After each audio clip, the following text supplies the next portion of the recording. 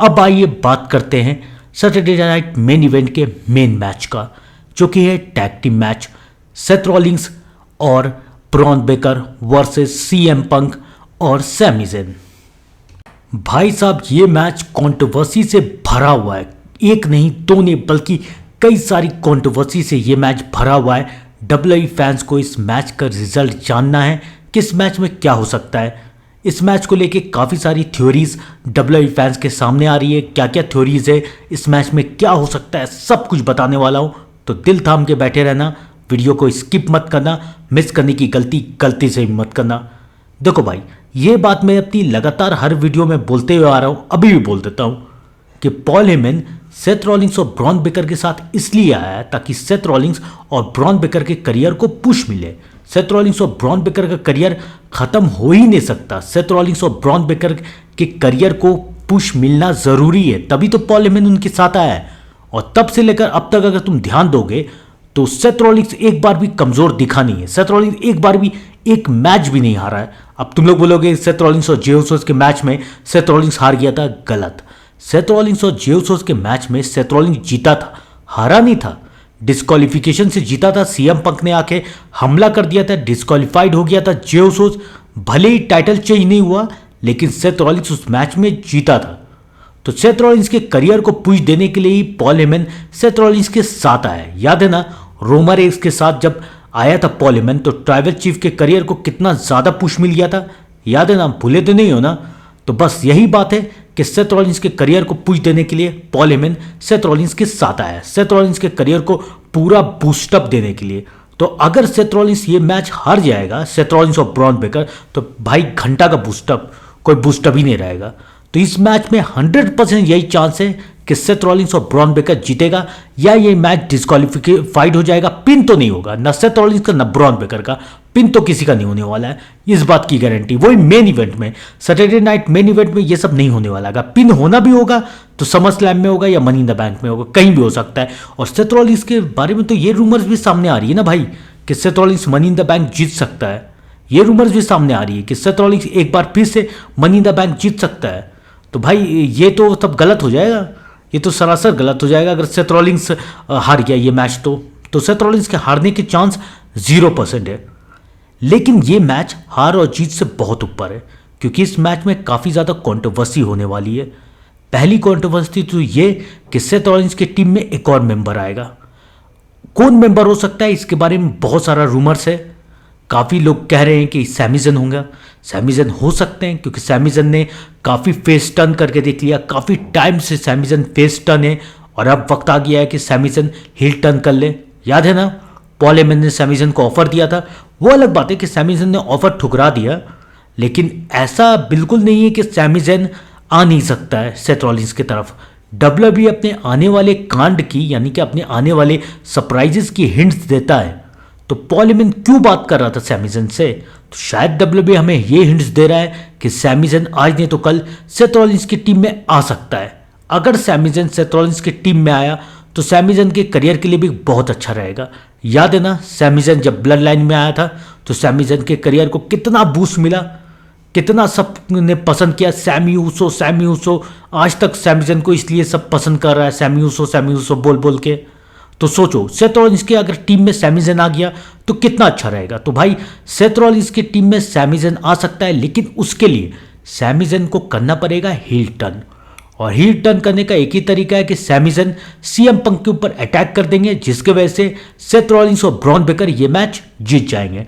तो ऐसे दो काम हो जाएगा। पहला काम तो ये हो जाएगा कि सीएम पंक का पुश भी खत्म नहीं होगा, सेथ रॉलिंग्स का भी पुश खत्म नहीं होगा, सेथ रॉलिंग्स भी जीत जाएगा और सैमी ज़ेन के भी करियर को पुश मिल जाएगा, सब हो जाएगा। यानी एक तीर 3-4 निशान एक साथ, मजा आ जाएगा। लेकिन अगर सैमी ज़ेन नहीं आया तो इसका यह मतलब नहीं है कि सेथ रॉलिंग्स की टीम में तीसरा मेंबर नहीं आएगा। मैं अपने प्रीवियस काफ़ी सारे वीडियोज़ में ये बोलते हुए आ रहा हूँ, अभी फिर से बोल रहा हूँ कि सेथ रॉलिंग्स के करियर में, सेथ रॉलिंग्स की टीम में एक और मेंबर आ सकता है, आएगा ही एक और मेंबर सेथ रॉलिंग्स की टीम में। तो शायद ब्रॉन्सन रीड भी हो सकता है, काफ़ी टाइम से गायब है ब्रॉन्सन रीड, तो शायद रिटर्न आ जाए सेथ रॉलिंग्स की टीम के लिए। काफ़ी अच्छा टीम कितनी स्ट्रांग बन जाएगी। Bronson Reed, Bron Breakker, Seth Rollins, कितनी स्ट्रांग टीम बन जाएगी। और ब्रॉन्सन रीड के करियर को भी पुश मिल जाएगा भाई। या भाई शायद ड्रू मैकिंटायर भी आ सकता है। ड्रू मैकिंटायर के भी आने की काफ़ी ज़्यादा चांस है, जैसा कि मैंने तुमने प्रीवियस बताया अभी कि डैमियन प्रीस्ट और ड्रू मैकिंटायर में ड्रू मैकिंटायर हार सकता है। तो ड्रू मैकिंटायर जब हारेगा, और डब्ल्यूडब्ल्यूई ये भी कह रहा है कि ड्रू मैकिंटायर के करियर को पुश देगा, ड्रू मैकिंटायर के करियर को बहुत अच्छा पुश मिलने वाला है। तो ये भी हो सकता है कि ड्रू मैकिंटायर सेथ रॉलिंस की टीम में आ जाए, यही शायद उसका पुश है, क्योंकि सेथ रॉलिंस की टीम में आके तो ड्रू मैकिंटायर चमक जाएगा भाई। तो सेथ रॉलिंस, ड्रू मैकिंटायर और ब्रॉन बेकर एक से एक सुपरस्टार है, तब डोमिनेटिंग टीम बन जाएगी। अगर सैमी ज़ेन नहीं आया तो फिर यही दोनों नाम हैं जो कि सेथ रॉलिंस की टीम में आ सकते हैं। लेकिन ये मैच ना, जैसे कि मैं तुम्हें बता रहा हूँ, हार जीत से बहुत ऊपर है। एक कंट्रोवर्सी तो ये है कि सेथ रॉलिंस का नया टीम मेंबर रिवील्ड हो सकता है सैटरडे नाइट मेन इवेंट में। दूसरी कंट्रोवर्सी क्या है? दूसरी कंट्रोवर्सी ये है कि इस मैच में भी ब्रॉक लेसनर रिटर्न आ सकते हैं, लेकिन ब्रॉक लेसनर अकेले रिटर्न नहीं आएंगे। ब्रॉक लेसनर रिटर्न आएंगे the tribal chief, the head of the table Roman Reigns के साथ। रोमन रेंस और ब्रॉक लेसनर की पहली बार जोड़ी बनेगी डब्ल्यूडब्ल्यूई में। अब तुम बोलोगे क्यों, कैसे? तुम कैसे बोल सकते हो, मैं बता रहा हूं। पॉल हेमन जो कि धोखा दे चुका है सीएम पंक, रोमन रेंस और ब्रॉक लेसनर, तीनों को धोखा दे चुका है। सबसे पहले ब्रॉक लेसनर को धोखा दिया था भाई, और ब्रॉक ने उसका बदला भी अभी तक नहीं लिया है। और अब रोमन रेंस भी धोखा खा चुका है, और सीएम पंक तो बदला ले रहा है, लेकिन रोमन रेंस कहाँ है? रोमन रेंस कहाँ गायब है? ऐसा भी तो कुछ नहीं हुआ था रोमन रेंस के साथ। क्या हुआ था? एक स्पीयर पड़ा, एक क्रम स्टॉर्म पड़ा, ऐसा भी तो कुछ नहीं हुआ था। सीएम पंक के साथ भी सेम हुआ, सीएम पंक को भी तो क्रम स्टॉर्म पड़ा, स्पीयर पड़ा, बस खत्म। यही ना हुआ था सीएम पंक के साथ भी। सीएम पंक तो रिटर्न आ गया, रोमन रेंस कहाँ है? तो रोमन रेंस अभी तक सिर्फ इसलिए रिटर्न नहीं आया है क्योंकि रोमन रेंस अकेले रिटर्न नहीं आएगा। रोमन रेंस अपनी टीम के साथ रिटर्न आएगा, जैसा कि मैं अपनी कई सारी प्रीवियस वीडियो में बोलते हुए आ रहा हूं कि रोमन रेंस की नई टीम न्यू शील्ड डब्ल्यूडब्ल्यूई के सामने कभी भी आ सकती है। और वैसे भी सेथ रॉलिंस की टीम से पंगा लेने के लिए रोमन रेंस अकेले तो नहीं आएगा। ये तो बात नहीं है कि रोमन रेंस अकेले आए, रोमन रेंस पूरी टीम के साथ आएगा। तो रोमन रेंस की टीम में सबसे बड़ा नाम हो सकते हैं the beast incarnate Brock Lesnar. Brock Lesnar और रोमन रेंस अगर एक साथ आ जाए ना, तो उसके बाद इन दोनों में से किसी को किसी की जरूरत नहीं है। ब्रॉक लेसनर और रोमन रेंस दोनों मिलके धज्जियां उड़ा देंगे सेथ रॉलिंस के टीम का। और मैच सोचो तुम भाई, मैच सोचो।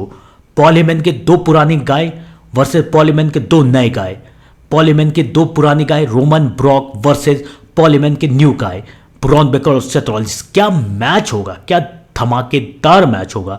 जो भी देखेगा सब तारीफ करेगा, सबको मजा आ जाएगा इस मैच को देखने में। लेकिन ऐसा नहीं है कि रोमन रेंस ब्रॉक लेसनर के साथ ही रिटर्न आएंगे। ब्रॉक लेसनर ऐसे रिटर्न नहीं आ सकते। ब्रॉक लेसनर अगर गोल्डबर्ग गुंथर के मैच में रिटर्न आ गए, गुंथर को चैलेंज करते, या फिर ब्रॉक लेसनर जॉन सीना के मैच में रिटर्न आके जॉन सीना को चैलेंज करते, वो सब ठीक है।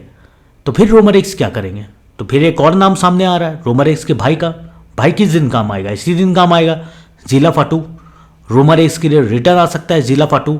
वैसे भी रेसलमेनिया के बैक स्टेज में, रेसलमेनिया 40 की मैं बात कर रहा हूँ, जब रोमन रेंस और कोडी का मैच हुआ था, तब बैक स्टेज में टामाटुंगा, टांगालो, जेकब फाटू और ज़ीला फाटू चारों थे बैक स्टेज में। ज़ीला फाटू और ट्रिपल एच की तुमने पिक भी देखी होगी। ज़ीला फाटू और ट्रिपल एच की काफ़ी एक तो पिक भी तुमने देखी होगी डब्ल्यूडब्ल्यूई में। तो बैक स्टेज में चारों थे। टामाटुंगा रिटर्न आए, टांगालो रिटर्न आए, डेब्यूट किए डब्ल्यूडब्ल्यूई में। सब बोल रहे थे जेकब फाटू आएंगे, जेकब फाटू भी आ गए, लेकिन ज़ीला फाटू अभी तक नहीं आया। और भाई सोलो की टीम तो और ज़्यादा हो चुकी है। जेफ कोप भी आ चुका है, जेसी भी आ चुका है अब सोलो की टीम में। और वैसे भी सोलो अब इस इक्वेशन से हट चुका है, वो अलग ही सेगमेंट में जा रहा है। तो सोलो को छोड़ो, रोमन रेंस अगर किसी के साथ रिटर्न आएंगे ना, तो वो है ज़ीला फाटू। तो ज़ीला फाटू भी रोमन रेंस की टीम में रिटर्न आ सकता है, और रोमन रेंस की टीम में रिटर्न आके ज़ीला फाटू अटैक कर सकता है सेथ रॉलिंस के ऊपर। ज़ीला फाटू के करियर को भी काफ़ी पुश मिलेगा, डेब्यूट भी उसका काफ़ी अच्छा रहेगा। फिर आगे जाके ज़ीला फाटू वर्सेस जेकब और सोलो का भी मैच हो सकता है। तो यानी कि सेथ रॉलिंस के करियर को काफ़ी पुश मिलेगा सैटरडे नाइट मेन इवेंट में। सेथ रॉलिंस की इस मैच में तो जीत जाएंगे, लेकिन उसके बाद बहुत सारी कंट्रोवर्सी हो सकती है। यह भी हो सकता है कि शायद सैटरडे नाइट मेन इवेंट में रोमन रेंस रिटर्न नहीं आए, मनी इन द बैंक में रिटर्न आए, मनी इन द बैंक में रिटर्न आके सेथ रॉलिंस के ऊपर अटैक कर दे, और उसके बाद हो समर स्लैम में सेथ रॉलिंस और Bron Breakker versus Roman Reigns और ज़ीला फाटू का मैच। ये भी हो सकता है। लेकिन कुछ भी हो, रोमन रेंस अब अपनी नई टीम के साथ सेथ रॉलिंस की बैंड बजाने के लिए कभी भी रिटर्न आ सकते हैं।